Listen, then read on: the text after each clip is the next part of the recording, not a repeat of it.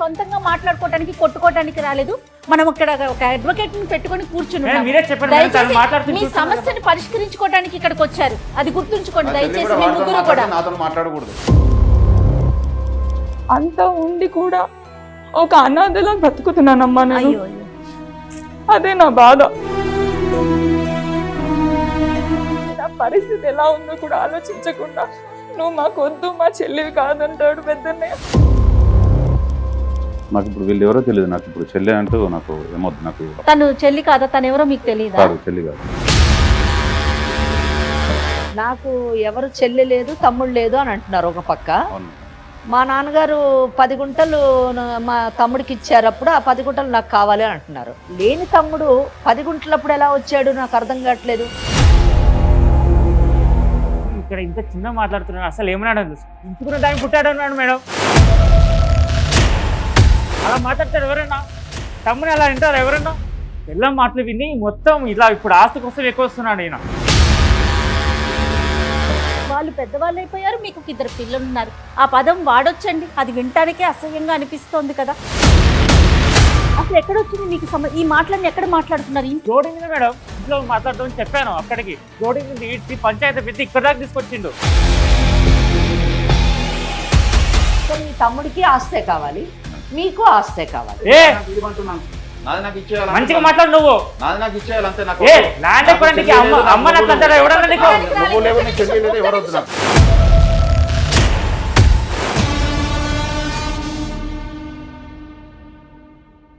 30 నిమిషాలలో నొప్పి లేకుండా వేడికోస్ వెయిన్ చికిత్స. Avis hospital, Hyderabad. Welcome to legal advice. నమస్తే అమ్మా. నమస్తే అండి. రమ్య అని ఒక అమ్మాయి మన స్టూడియో దాకా వచ్చిందమ్మా. ఓకే. లాస్ట్ వీక్ నాతో మాట్లాడింది. చాలా బాధ అనిపించిందమ్మా నాకు తను చెప్పిన విషయాన్ని చూస్తే. మా అన్నయ్యలు 2 విడిపోయారు మేడం, ఎట్లయినా కలపాలి, దానికి ఏం చేయాలో నాకు అర్థం కావట్లేదని చెప్పిందమ్మా. ఎవరినైనా తీసుకురావచ్చంట, తోబుట్టువులు తీసుకురాలేమని చెప్పుకుంటూ ఉంటాం కదా. అప్పుడు నాకు అనిపించింది ఒక్కసారి మీతో మాట్లాడించాలి. సో రమ్య వాళ్ళ అన్నయ్యలు 2 కూడా మన స్టూడియోలో ఉన్నారు. ఒక్కసారి వారితో మాట్లాడండి అమ్మా మీరే. నమస్తే అమ్మా రమ్య. నమస్తే మేడం. అడ్వకేట్ మనకి వెంకటేశ్వర గారు ఉన్నారు, మీకు ఏం చేయాలనేది సలహా ఇస్తారు. నమస్తే అమ్మా. నమస్తే రమ్య. అసలు నీ ప్రాబ్లం ఏంటి? నీకేం కావాలి? మహబూబ్ నగర్ మాది పుట్టిల్లు. నాకు 2 అన్నయ్యలు. ఓకే. ఏంటంటే అంత ఉండి కూడా ఒక అనాథలా బ్రతుకుతున్నానమ్మా నేను. అయ్యో అయ్యో. అదే నా బాధ. చాలా రోజుల నుంచి సుమన్ టీవీ వారిని బ్రతిమిలాడుతున్నాను, ఈ విషయం మీ ముందుకు తీసుకొస్తే కనీసం మీలాంటి పెద్దవాళ్ళు చెప్పడం వల్ల అయినా వాళ్ళు ఇలాంటి గొడవలు పడకుండా కలిసిమెలిసి ఉంటారు, చెల్లెలు బాధ ఏంటో అర్థం చేసుకుంటారు అని మీ ముందుకు వచ్చానమ్మా. రమ్య బాధపడు. మీ అన్న తమ్ముడికి మధ్యన గొడవలు ఎందుకు వచ్చాయి? అసలు ఆ గొడవల మధ్యన నువ్వెందుకు నలిగిపోతున్నావు? నువ్వు బాధపడవలసినటువంటి అవసరం ఏంటి అన్నది నాకు అర్థం కాలేదు. చాలా బాగుండే వాళ్ళు అన్నయ్య వాళ్ళు. పెళ్లి కాకముందు చాలా చాలా చాలా ప్రేమగా చూసుకునేవాళ్ళు నన్ను. ఓకే. కాకపోతే పెద్దన్నయ్యకి పెళ్ళయింది. పెళ్ళైపోయిన తర్వాత కూడా చాలా బాగా చూసుకునేది వదిన. వాళ్ళు కలిసి పెళ్లి చేశారు, నాకు పెళ్లి చేశారు. చిన్న వయసులోనే పెళ్ళైపోయింది. ఓకే. హైదరాబాద్ వచ్చేసాను. నాకు 2 పాపలమ్మా. ఆ తర్వాత ఏవో చిన్న చిన్న గొడవలు అన్నయ్యల మధ్య జరిగింది. ఏం జరిగిందో పూర్తిగా కూడా తెలియదు నాకు. తెలియదు. మీ అత్తమామలు బాగా చూసుకుంటారా మిమ్మల్ని? అంటే గొడవలు ఉంటాయమ్మా, ఇంకా చెప్పుకోవడానికి కూడా అన్నయ్యలు అంటూ లేకపోతే ఆ లోకు అనేది బయటకి చెప్పుకోలేంత బాధగా ఉంటుంది. నా బాధ మా అన్నయ్యలు కాకపోతే ఇంకెవరికి చెప్పుకుంటాను, వాళ్ళు అసలు అర్థం చేసుకోవట్లేదు. నా పరిస్థితి ఎలా ఉందో కూడా ఆలోచించకుండా నువ్వు మాకు వద్దు, మా చెల్లివి కాదంటాడు పెద్దన్నయ్య. నా బాధ ఎవరికి చెప్పుకోనమ్మా, వాళ్ళకి ఎంత చెప్పినా అర్థం చేసుకోవట్లేదు. మీ చిన్నన్నయ్యతోనే మాట్లాడుతున్నావు, వాడికి చెల్లి మాత్రమే నువ్వు అంటాడు పెద్దన్నయ్య. పెద్దన్నయ్యతో మాట్లాడుతున్నావు కాబట్టి పెద్దన్ని మాత్రమే నీ అన్నయ్య అంటాడు. సాధారణంగా మీరు అన్నట్టుగా ఆడపిల్లకి అత్తమామల నుంచి ఆరడిలు ఉంటాయి, లేదా ఆడపడుచుల నుంచి కష్టాలు ఉంటాయి. ఇక్కడ అన్నదమ్ములు సరైనటువంటి అండగా నిలబడకపోవడం వల్ల అక్కడ ఈ అమ్మాయి అత్తగారింట్లో చులకనగా ట్రీట్ చేయబడుతుంది. ఏమ్మా రమ్య, నీకు అలాంటిది ఏమైనా ఇబ్బందులు పడుతున్నావా? పడుతున్నాడు. ఆ విషయం అన్నయ్యకి చెప్దామన్నా కూడా అవకాశం కూడా నాకు ఇవ్వట్లేదు. ఏ అన్నయ్య నీతో ఎక్కువ క్లోజ్ గా ఇప్పుడు ప్రెసెంట్ క్లోజ్ గా ఉంటున్నారు? చిన్నన్నయ్య కాంటాక్ట్ లోనే ఉన్నాడు మేడం. కాకపోతే చిన్నన్నయ్యతో మాట్లాడుతున్నానని పెద్దన్నయ్య మాట్లాడడం మానేశాడు. చిన్నన్నయ్య కూడా వివాహం జరిగిందా, మరి పెళ్లి అయిపోయిందా? అవ్వలేదు మేడం. అన్నయ్య చదువుకుంటున్నాడు, పెద్దన్నయ్య చదివించాడు.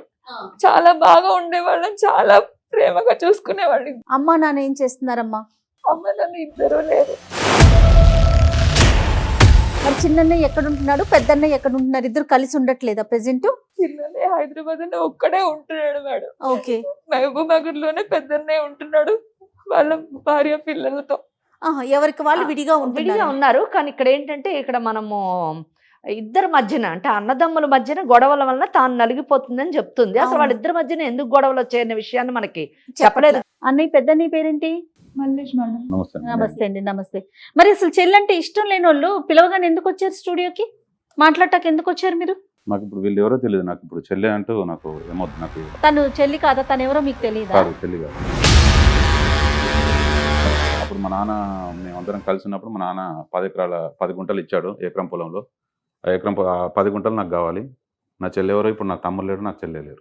ఓన్లీ 10 గుంటల కోసమే వచ్చారు నా అంతే. ప్రాపర్టీ కోసం అంతే, నాది నాకు కావాలంతే. మల్లేష్ గారు నాకు అసలు అర్థం కాని విషయం ఏంటంటే మేడం. నాకు ఎవరు చెల్లి లేదు తమ్ముడు లేదు అని అంటున్నారు ఒక పక్క. అవును మేడం. మా నాన్నగారు 10 గుంటలు మా తమ్ముడికి ఇచ్చారు, అప్పుడు ఆ 10 గుంటలు నాకు కావాలి అని అంటున్నారు. లేని తమ్ముడు 10 గుంటలప్పుడు ఎలా వచ్చాడు నాకు అర్థం కావట్లేదు. మీరు ఉన్న విషయాన్ని కరెక్ట్గా చెప్పాలి, అంతేగాని మీకు అనుకూలంగా ఒకప్పుడు చెల్లి ఉండి ఇప్పుడు చెల్లి లేదు, ఒకప్పుడు తమ్ముడు ఉండి ఇప్పుడు తమ్ముడు లేదు అని ఇలా అలా తిప్పి మాట్లాడడము కరెక్ట్ కాదు. మీ చెల్లెల్ని మీ తమ్ముడిని ఇక్కడ కూర్చోబెట్టుకొని వాళ్ళు 10 గుంటలు ఇచ్చినప్పుడు చెల్లెలు తమ్ముడు ఇప్పుడు నా 10 గుంటలు నాకు తిరిగి ఇవ్వాలి, వాళ్ళు ఎవరో తెలియదు అంటే మాత్రము ఈ మాటలన్నీ కూడా వినడానికి మేము సిద్ధంగా లేము, విని కూడా నమ్మేటటువంటి పిచ్చివాళ్ళం కాదు. ఇదేం కరెక్ట్ కాదు మల్లేష్ గారు మీరు మాట్లాడేది. మీ తమ్ముడు కానప్పుడు 10 గుంటలు మీకు ఎందుకు ఇవ్వాలి నేను అడుగుతున్నాను. చెప్పండి, కరెక్ట్గా చెప్పండి. మా అమ్మగారు చిన్నప్పుడే చనిపోయారు. చనిపోయిన తర్వాత మా నాన్నగారు ఇంకో వివాహం చేసుకోవడం జరిగింది. మళ్ళీ రెండో పెళ్లి చేసుకున్నారు. చేసుకున్న తర్వాత మా పిన్నికి మా చెల్లి మా తమ్ముడు నాకు. ఓ, వీళ్ళిద్దరు స్టెప్ మదర్ చిల్డ్రన్. ఓకే, అవునండి. ఆ తర్వాత మళ్ళీ మా నాన్నగారు ఉన్నప్పుడే ప్రాపర్టీ ఉన్న దాంట్లో 10 గుంటలు తనకి చేశాం.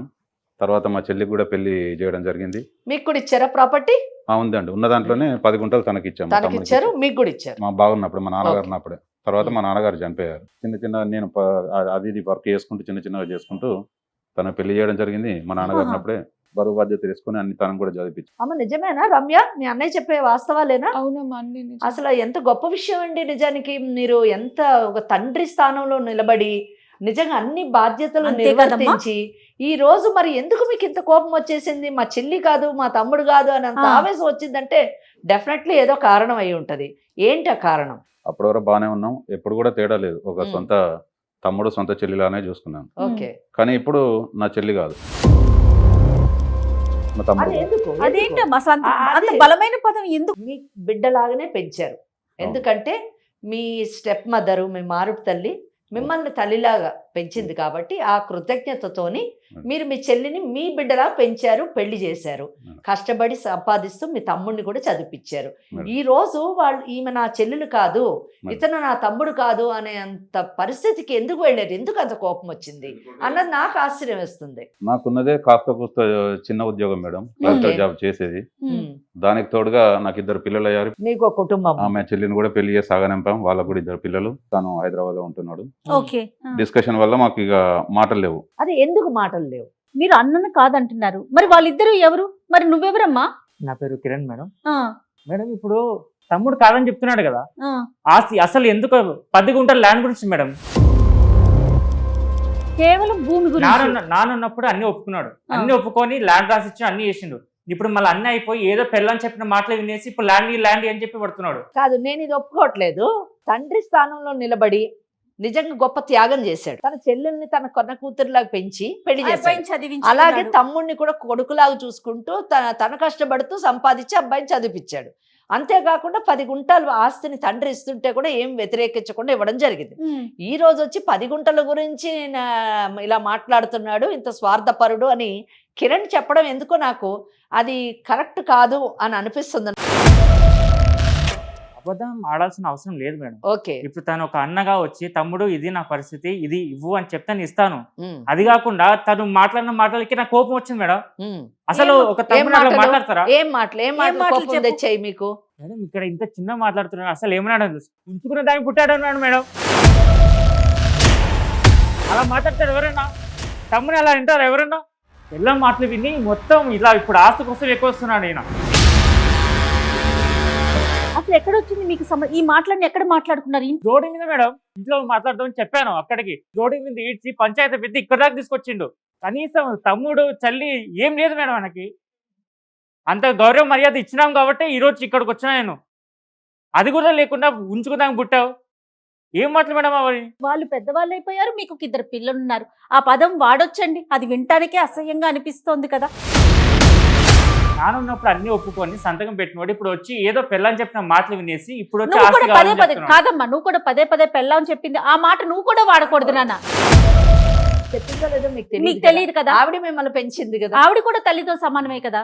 నువ్వు ఆ మాట అనకూడదు, మీరు అసలు ఆ పదాన్ని వాడకూడదు. అది వినటానికి చాలా అసహ్యంగా అనిపిస్తోంది. అంటే ఒక పెద్దరికం స్థానంలో ఉన్నారు, మీరు అనవలసిన మాటేనా అది? ఇప్పుడు బాగానే ఉన్నాం మేడం, ఇప్పుడు బాగాలేము. పైగా నా సొంత తమ్ముడు కాదు కదా. చెప్పిన మాటలు వినేసి ఈ రోజు వచ్చేసి అరే నాకు ఇలాంటి కావాలి, నాకు సంబంధం లేదంటే ఎట్లా మేడం అవన్నీ? చూసారా పిల్లని చెప్పిన మాటలు అంటున్నారు. మీరు మీరు ఉంచుకున్నామే బిడ్డలు అని ఆ మాట ఎందుకు ఉపయోగించారో ఒకసారి చెప్పండి నాకు. అది కరెక్ట్ కాదు కదా. ఎందుకంటే ఇక్కడ లీగల్గా నేను ఒక లాయర్గా నేను మాట్లాడాల్సి వస్తే వాళ్ళ తల్లి ఉంచుకున్నామే కాదు, మీ తల్లి మరణించిన తర్వాత వాళ్ళ తల్లిని మీ తండ్రి పెళ్లి చేసుకున్న తర్వాత ఆమె సాంప్రదాయంగా పెళ్లి అనేటటువంటి డెఫినేషన్ లోనే వస్తుంది. ఆమె భార్య స్థానంలో వచ్చింది. మీరు ఆ మాట అనడానికి లేదు. ఎందుకు అన్నారు ఆ మాట అనవలసిన పరిస్థితి ఏమొచ్చింది? అప్పుడు బాగానే ఉన్నారు, అప్పుడు కలిసి ఉన్నాం. అంటే అప్పుడు భార్య అప్పుడు తల్లి అవుతుంది, అప్పుడు తమ్ముడు చెల్లి అవుతారు. ఇప్పుడు కాకపోతారా? ఇందాక పిన్ని గారు కూడా గౌరవంగా మంచిగా చూసుకుని చెప్పాను. అలాంటి ఆమెని అంత మాట అనొచ్చా? నా కుటుంబ పోషణకు నాకు ఉండాల్సిన బరువు బాధ్యతలు నాకున్నాయి. కరెక్టే, మీ బరువు బాధ్యతల గురించి మిమ్మల్ని పెంచిన తల్లిని అంత మాట అనకూడదు కదా. అది నేను అంటున్నాను. నాకు సొంత వాళ్ళు కాదు కదా, ఇప్పుడు నాకు లేరంటున్నాను. అప్పుడు ఇచ్చిన ప్రాపర్టీ నాది నాకు కావాలి. అప్పుడు ఆ మాట వల్లనే ఈ తగాదా వచ్చింది, మీ మధ్యన ఈ డిఫరెన్సెస్ ఈ గ్యాప్ వచ్చింది. ఆ మాట మీరు ఎందుకు అన్నారు? ఒకవేళ మీరు తప్పుగా ఆవేశంలో అని ఉంటే కానీ అది వెనక్కి తీసుకోవాల్సినటువంటి పరిస్థితి ఒకటేనా మేడం? ఇప్పుడు తమ్ముని అడిగే పద్ధతి ఉంటుంది, ఆ పద్ధతి కాకుండా ఉంచుకుందాక పుట్టావు పెళ్ళని చెప్పిన మాట నుంచి నేనంటే దానికి రివర్స్ తిరిగి మళ్ళీ చెల్లిని దూరం పెట్టడం, చెల్లిని మాట్లాడడం, ఇవన్నీ కరెక్టా మేడం? తప్పు. 30 నిమిషాలలో నొప్పి లేకుండా వేడికోస్ వెయిన్ చికిత్స అవేస్ హాస్పిటల్ హైదరాబాద్. చిన్న విషయాన్ని రోడ్డుకి ఇచ్చి పంచాయతీ పెట్టి ఇక్కడ దాకా తీసుకొచ్చిండు. ఇదేమైనా మంచిదా మేడం? అవును, ఉంచుకున్న దానికే పుట్టిన చూడ కదా. అప్పుడు నాకు లేదు కాబట్టి నాకు ఇవ్వమంటున్నాను. నాది నాకు ఇచ్చేయాలి. మంచిగా మాట్లాడు నువ్వు. నాది నాకు ఇచ్చేయాలి అంతే. నాకు ల్యాండ్ ఎక్కడానికి అమ్మ నువ్వు లేవు, నీ చెల్లి లేదు, ఎవరు వద్దు. సొంతంగా మాట్లాడుకోవడానికి కొట్టుకోవడానికి రాలేదు. మనం అక్కడ ఒక అడ్వకేట్ ని పెట్టుకొని కూర్చుని మీ సమస్యని పరిష్కరించుకోవడానికి ఇక్కడికి వచ్చారు. అది గుర్తుంచుకోండి. నాతో మాట్లాడకూడదు. అసలు ఏం మాట్లాడుతున్నారండి మీరు? మాట్లాడేది వింటే మాకే కోపం వస్తా ఉంది. ఏంటి అసలు మల్లేష్ మాట్లాడదలుచుకుంటే వాడితో మాట్లాడకూడదు, కట్ చేయాలి. ఇది ఎక్కడ న్యాయం? మీరు ఒక పెద్ద మనిషిలాగా, ఒక పెళ్ళైనటువంటి వ్యక్తిలాగా మాట్లాడట్లేదు. అసలు ఏదో రోడ్డు మీద పోరంబోకు మాట్లాడినట్టు మాట్లాడుతున్నారు. అది కరెక్ట్ కాదండి. మీకు ఆయన వల్ల ఏం ప్రాబ్లం ఉందో చెప్తే మేము అతన్ని మాట్లాడవచ్చు, అంతేగాని మీరు అనవసరంగా లేని మాటలు కేవలం మాకు కూడా అనిపిస్తుంది. ఈరోజు మీరు చెప్పిన దాన్ని బట్టి చూస్తే, మీరు మాట్లాడే విధానం చూస్తే ఆస్తి గురించే కేవలం మీరు మాట్లాడుతున్నట్టుగా అనిపిస్తుంది. అది కరెక్ట్ కాదు. అది కాదమ్మా, ఇందాక మీరు అన్నారు ఇది కారణం కాదేమో అనుకున్నారు, కానీ ఆయనతో మాట్లాడుతుంటే అదే అనిపిస్తుంది. అసలు రమ్య, మళ్ళీ గొడవలన్నీ పడద్దు మేడం, కలిసి ఉండాలి. చూడండి, ఆడపిల్ల అలా ఏడుస్తా ఉంటే, మీ ఇద్దరు ఇట్లా కొట్టుకుంటా ఉంటే, జమానతులు పెట్టి పెద్ద మనుషుల సంవత్సరం 2-3 సార్లు పంచాయతీలు అయిపోయాయి. ఆ పంచాయతీల టైంలో కూడా పెద్ద మనుషులు చెప్పినట్టుగా కూడా కనీసం నేను తండ్రిగా తీసుకొని పెద్ద బాధ్యత తీసుకొని మా చెల్లిని వీడిని చదివిపించినా కూడా ఆ టైంలో నాకు స్థానం ఇవ్వాల్సినంత ఇవ్వలేదు.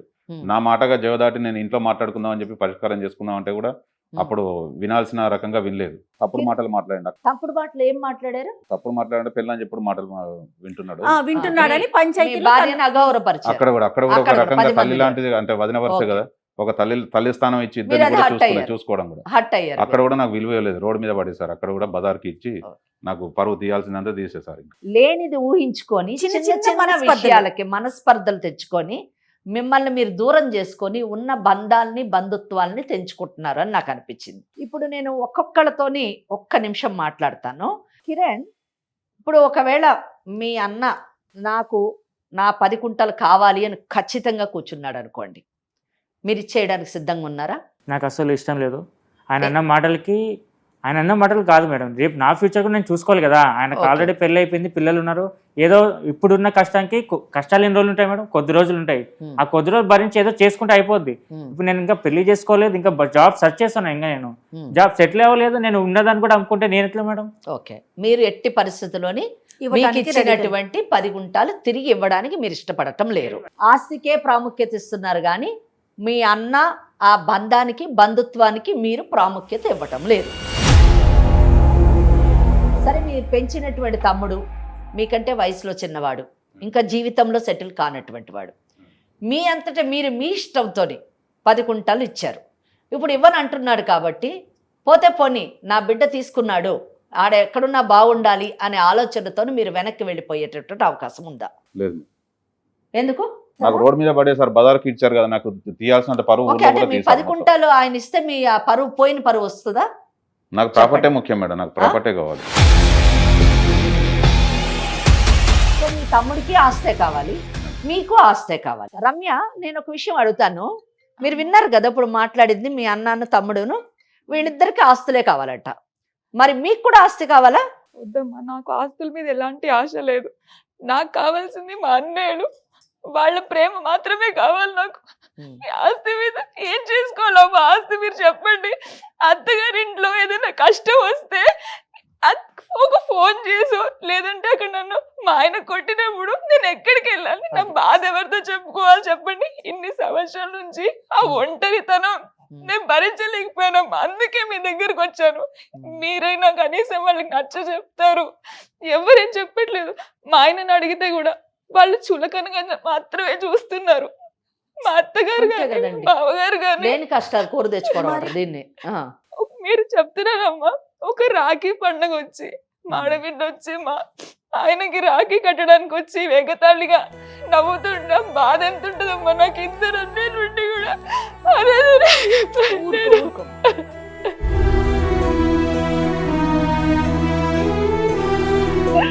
ఎన్నిసార్లు ఫోన్ చేసి కూడా అన్నతోనే మాట్లాడుకోపో అంటారు. నాకు ఇద్దరు ఆడవాళ్ళకి ఎన్ని రకాల కష్టాలు ఉంటాయి, ఆ కష్టాలు ఎలా పుట్టుకొస్తాయి అన్నది ఈ కేసు బట్టి అర్థమవుతుంది. వాళ్ళకి చెవులు కుట్టించడానికి తీసుకెళ్తే మేనమామే కుట్టాలి కానీ వాళ్ళకి లేదమ్మా. మల్లేష్, నా చెల్లెలు కిరణ్తో మాట్లాడుతుంది కనుక నేను మాట్లాడను, నాకు వాళ్ళు లేనట్టే, నాకు ఆస్తే కావాలని అన్నావు కదా. నాకు తెలియదు ఆమె బాధను నువ్వు ఎంత అర్థం చేసుకున్నావో. ఆ మాటలు ఆ బాధ వింటుంటే హృదయం ద్రవిస్తుంది, కళ్ళల్లో నీళ్లు తిరుగుతున్నాయి. చూసావా నీ చెల్లెలు ఎంత బాధపడుతుంది, అక్కడ అత్తగారింట్లో ఎన్ని అవమానాలకు లోనవుతుంది. నువ్వు నీ తమ్ముడు కలిసి ఆ అమ్మాయి జీవితాన్ని నరకం చేస్తున్నారు. అత్తింట్లోని సుఖంగా ఉండాల్సిన అమ్మాయి యొక్క జీవితాన్ని అవమానాలు పాలు చేస్తున్నారు. ఇది మీకు ఎంత మటుకు సమంజసం చెప్పండి? ఇప్పుడైనా అసలు నిజంగా రేపు మీ బిడ్డలకి, రేపు మీకున్నటువంటి బిడ్డలు లేదా రేపు అబ్బాయికి పెళ్ళి పిల్లలు పుడితే ఆ పిల్లలు ఇదే స్థానంలో కూర్చుంటే మీరు తండ్రులుగా భరించగలరా? చెప్పండి, ఆలోచించండి. హాస్పిటల్ ఉన్నానమ్మా. నేను సిజరీన్ అయినప్పుడు పాప పుట్టినప్పుడు చాలా హెల్త్ బాడైపోయింది. మీ అత్తగారు ఎలా చూస్తారో తెలుసు కదమ్మా. ఎవరు పట్టించుకునే వాళ్ళు కాదు. వదిన అమ్మ కదమ్మా, వదిన వచ్చి చూసుకోవాలి నన్ను అమ్మలాగా. ఆ టైంలో అమ్మలేని ఆ బాధ ఎవరికి చెప్పుకోనమ్మా నేను. ఆ టైంలో అత్తగారు చీచీ దూదు అంటుంటే భరించలేకపోయేదాన్ని నేను. ఎన్నిసార్లు ఫోన్ చేసినా పట్టించుకునే వాళ్ళు కాదు. నువ్వు చదువుకుంటున్నావు కదా కిరణ్, నువ్వేమంటావు చెప్పు చూడు. నీ చెల్లెలే కదా, నీ సొంత చెల్లెలు ఇంత బాధపడుతుంది. 10 కుంటాలు అన్నకి ఇవ్వడానికి నువ్వు సిద్ధంగా లేవు. చెల్లెలు జీవితం ఎటన్నా పోని. అండ్ మల్లేష్, మీరు బిడ్డలా పెంచారు, పెళ్లి చేశారు, చేసినటువంటి బిడ్డ మీ ముందు కూర్చొని ఏడుస్తుంది, మీకు కూడా ఒక ఆడ కూతురు ఉంది, ఆ కూతురు ఇలా కూర్చొని ఏడుస్తే ఆమె పరిస్థితి ఏంటి నాకు కూడా చెప్పండి. ఒకప్పుడు చెల్లి అంటే ఆడబిడ్డ అంటే నాకు కూడా మరి ఈ- ఈ కానీ మరి ఇష్టమే ఉండదు 10 గుంటలు ఎక్కువైంది కదా చెల్లెల కంటే. మేడం. నాకు వాడితో మాట్లాడుతుందని చెప్పి నేను అంత అవును, ఎందుకు మాట్లాడుతుంది, తెగతెంపులు చేసుకున్నాను మేడం. ఎందుకు మాట్లాడకుండా. మాట్లాడుతుంది? తమ్ముడు ఒకటి, 2 ఆ బాధల తన పడే కష్టాలు తన మనసు ఎవరితో పంచుకోవాలి మీరు మాట్లాడినప్పుడు ఇంకెవరితో మాట్లాడుతుందండి? చెప్పండి. అమ్మ ఇట్లా కాదమ్మా, నేను- ఒకవేళ కోర్టుకి వెళ్తారు అనుకుందాం, Yes. అసలు అప్పుడు ఎలా ఉంటుంది ఏంటనేది ఒక్కసారి చెప్పండి అమ్మ, అప్పుడైనా వీళ్ళకి అర్థమవుతుందేమో అనిపిస్తోంది. కీలెంచి వాత పెట్టాలని ఒక సామెత ఉంది అవును కదా, అవును. ఇలాంటి వాళ్ళకి ఆ. అంటే ఇట్లాంటి మూర్ఖులకి అని చెప్పాలి, నిజం చెప్పాలి, ఇది మూర్ఖత్వమే. ఇప్పుడు నేను మాట్లాడిన తర్వాత మీ అన్నదమ్ములు ఇద్దరు మనసులు మార్చుకొని మనం జీవితాంతం బ్రతికున్నంత కాలం మనం ముగ్గురు కలిసి ఉంటామని ఒక నిర్ణయానికి వచ్చి వెళ్ళారా సరే సరే, లేని పక్షంలో మీ జీవితం ఏమవుతుందో చెప్తాను నేను. ఇప్పుడు గొడవంతా కూడా ఆస్తి గురించి వచ్చింది. ఇండియన్ సక్సెషన్ యాక్ట్ అనే ఒక చట్టాన్ని అమెండ్మెంట్ చేశారు, మార్పు తీసుకొచ్చారు. ఆ మార్పు ప్రకారం ఏంటంటే తల్లిదండ్రులకి ఉన్నటువంటి ఆస్తిని బిడ్డలకి పంపకం చేసేటప్పుడు ఆ పంపకంలోని మగపిల్లలకి ఎంత హక్కు ఉంటుందో ఆడపిల్లలకు కూడా అంతే హక్కు ఉంటుంది అనేటటువంటి సవరణ చేయడం జరిగింది. అంటే దీని ప్రకారం ఏంటంటే మీరు కొట్లాడుకునేటటువంటి ఈ 10 గుంటల ఆస్తిలోని ఆమెకు కూడా భాగం ఉంది అన్న సంగతి మర్చిపోకుండా ఒళ్ళు దగ్గర పెట్టుకొని ఎవరికి ఉన్నటువంటి ఆస్తిని, ఇప్పుడు ఉన్నటువంటి ఆస్తిని కాపాడుకోవాలంటే మీరు మీ యొక్క గొడవల్ని పక్కకు పెట్టి ముగ్గురు మంచిగా కలిసి ఉండడానికి ప్రయత్నించాలి. అది ఫస్ట్ థింగ్. ఆస్తి పోగొట్టుకోవద్దు అంటే, లేకపోతే మీకు ఇచ్చినటువంటి ఆస్తిలోని పంపకం జరుగుతుంది, మీకు ఇచ్చినటువంటి ఆస్తిలోని పంపకమై 3 భాగాలుగా వెళ్ళినప్పుడు మీ ఇద్దరికి ఉన్న ఆస్తులు కట్ అవుతాయి. సెకండ్ థింగ్, బాధ్యతలు పెరుగుతాయి. ఏ విధంగా బాధ్యతలు పెరుగుతాయి అంటే, మొదటిదేమో మీరు గొడవలు పెట్టుకుంటుంటే మీ చెల్లెలింట్లో కూడా నిప్పు రాచుకుంటుంది. రాజుకొని ఆమె అత్తగారింట్లోని గొడవలకి కష్టాలకి తట్టుకోలేక విడిపోవలసినటువంటి పరిస్థితి వచ్చి ఆమె ఇద్దరు పిల్లలు కలిసి మీ ఇద్దరింటి మీద పడతారు. అప్పుడు మీరు ఆమె బాధ్యతని చచ్చినట్టు నిర్వర్తించాలి. ముగ్గురిని పోషించాల్సినటువంటి బాధ్యత మీ ఇద్దరి మీద పడుతుంది. వీళ్ళు అంత పరువు గురించి మాట్లాడుతున్నారు కదా, మరి పరువు గురించి మాట్లాడారు, పంచాయతీలోకి వెళ్ళారు కాబట్టి నా పరువు పోయిందన్నారు. మరి అంత పరువు గురించి మాట్లాడే వాళ్ళు రేపు చెల్లెలు మొగుడిని వదిలేసి ఇంటికి వస్తే రోడ్డు మీద వదిలేస్తారా? సొసైటీ వాళ్ళని చీకొట్టదా? మరి అటువంటి పరిస్థితుల్లో ఆమె బాధ్యత తీసుకోవాలి.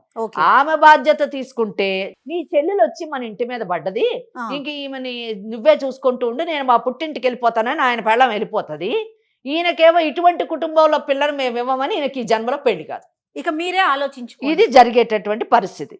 సో ఇటువంటి పరిస్థితుల్లోని మీరు కాంప్రమైజ్ అయ్యి ఎందుకు వచ్చిన గొడవలు అని చెప్పేసి ఎవరు ఏ స్థానంలో ఇప్పుడు ఉన్నారో ఆ స్థానంలోనే ఆ ఆస్తులను ఎంజాయ్ చేస్తూ మీ ఫ్యామిలీస్తో మంచిగా ఉండి మీ చెల్లెల్ని బాగా చూసుకొని మీ చెల్లెల అత్తగారు వాళ్ళకి మా చెల్లెలకి మేము ఉన్నాము, కష్టమైన నష్టమైన ఆమెకు పుట్టిల్లుంది, పుట్టింట్లో అన్నదమ్ములు ఉన్నాము అనేటటువంటి భరోసా ఇచ్చారా? సరే సరే, లేని పక్షంలో మీకున్న కుటుంబాలు పాడైతాయి, మీకున్న ఆస్తి కూడా ముక్కలయ్యేటటువంటి అవకాశం ఉంది.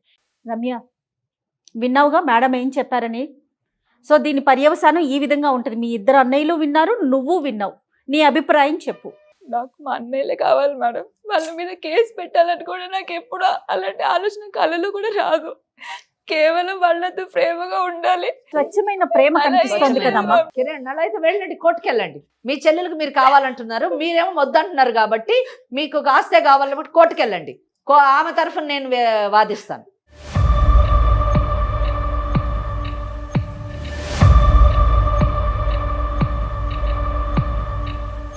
అంతే, అట్లా 2-3 మాటలు అన్నాడని అంతే, అని ఆస్తి మీద నాకేమి ఎంత లేదు. ఆయన ఏదో అన్న మాటలకి నాకు కొంచెం కోపంలో చెల్లి వచ్చిన పట్టించుకోకుండా, నాకన్నా అన్న ఎక్కువ అన్న అంత ప్రేమ అంతా తను అన్నకి చూపిస్తుందేమో నేను బాధపడ్డాను, అంతేగాని తన మీద నాకు ఎలాంటి లేదు. సో నా చెల్లి నేను దూరం చేసుకోవాలని ఏదో ఆస్తి కోసం అన్నని దూరం చేసుకుని అనుకోవట్లేదు. అన్నకి ఇచ్చేస్తాను కావాలంటే, అందులో నా కష్టంతో నేను పైకి వస్తాను. Very good, very good. ఎందుకంటే నీ చెల్లెల బాధను అర్థం చేసుకోవడం ఒక ఎత్తు అయితే భవిష్యత్తు భయానకంగా చేసుకోకపోవడం ఇంకొక. మంచి నిర్ణయం అమ్మా. చాలా మంచి మల్లేష్ గారు. వాళ్ళిద్దరు కలిసి నాకు నాది కూడా నేను ఒక్కరిని కూడా ఎందుకు ఉమ్, బ్లేమ్ అవ్వాలని నాకు కూడా ఆలోచన ఉంది మేడం. ఉమ్. తల్లి లాంటి వదిన ఒక మాట అన్నాడని చెప్పి బాగా ఓ, నన్ను కూడా పరువు తీసినట్టు మాట్లాడండి కాబట్టి ఉమ్. అక్కడ నేను కొంచెం మనస్తాపం అయిపోయాను. కిరణ్ విన్నావు కదా, నిన్ను పెంచింది కదా ఆవిడ్ని గౌరవించాలి కదా. అదే అమ్మే ఒక మాట నింది అనుకో, సర్దుకుంటారు కదా మీరు. అంతే కదా, మీ అమ్మ పెంచిందని మీ అన్న తన కష్టపడి త్యాగం చేసి మిమ్మల్ని పెంచాడు. మిమ్మల్ని పెంచినటువంటి వదిన్ని మీరు గౌరవించాలి తల్లిలాగా. మరి ఆస్తి విషయం ఏం చేద్దాం మల్లేష్ గారు? వాళ్ళిద్దరు నాతో కలిసి ఉంటే నాకు అంత ఓ, అదే పెద్ద ఆస్తి. వెరీ గుడ్, వెరీ చాలా సంతోషించాలి. చాలా, చిన్న చాలా. చిన్న గొడవలమ్మా, చిన్న, మనస్పర్ధలు అంతే. అంతే. మన దగ్గరికి రమ్య వచ్చినప్పుడు మరి అన్నయ్యలు ఇద్దరు వస్తారమ్మా, అసలు నువ్వు మాట్లాడుతున్నావా అంటే లేదు మేడం నేను మాట్లాడట్లేదండి. అప్పుడు అనిపించింది నాకు, మీ సమక్షంలో కూర్చోబెట్టి మాట్లాడి దాని పర్యవసానం ఏ విధంగా ఉంటుంది అనేది తెలిస్తే వాళ్ళకి అవును, కొంత ఆలోచన శైలిలో మార్పు వస్తుంది అనేసి అవును. చాలా సంతోషం అనిపిస్తుంది అమ్మ. ఈ రోజు చాలా, ఒక నాకు మంచి కూడా చాలా విషయం మనం సంతోషం. మాట్లాడాము, దానికి ఒక పరిష్కారాన్ని మీరు చూపించారు. అవును. ఏమ్మా ఏమంటావు రమ్య? చాలా చాలా ఆనందంగా ఉంది ఇప్పుడు. నేను మనసులో ఉన్న ఇంకేడవకు బరువు తల్లి, అంతా- వచ్చిన కాని బరువు ఏడుస్తూనే అంతా ఉన్నావు. తీరిపోయింది. చాలా చాలా ధన్యవాదాలు అమ్మ. మరుగున పడుతున్న ఆప్యాయతల్ని కాపాడేటటువంటి అవకాశం చాలా అరుదుగా లభిస్తుంది. అవునమ్మా, ఆప్యాయతల్ని కాపాడేటటువంటి కేసులు చాలా తక్కువ వస్తాయి. అవునమ్మా. ఈ ప్లాట్ఫామ్ మీద ఇటువంటి కేసు రావడము, సెటిల్ చేయడము నిజంగా చాలా నాకు కూడా ఒక తృప్తినిచ్చింది అని చెప్పొచ్చు. రైట్ అమ్మా, థ్యాంక్ యూ సో మచ్ అమ్మా. ఎప్పుడు కూడా బంధాలని బంధుత్వాలని పోగొట్టుకోకండి. ఆస్తులు ఏమున్నాయి సంపాదించుకోవచ్చు, కానీ బంధాలను సంపాదించుకోవడం చాలా కష్టం. ఓకేనండి, రైట్, నమస్తే. 30 నిమిషాలలో నొప్పి లేకుండా వేడికోస్ వెయిన్ చికిత్స. Avis hospital, Hyderabad.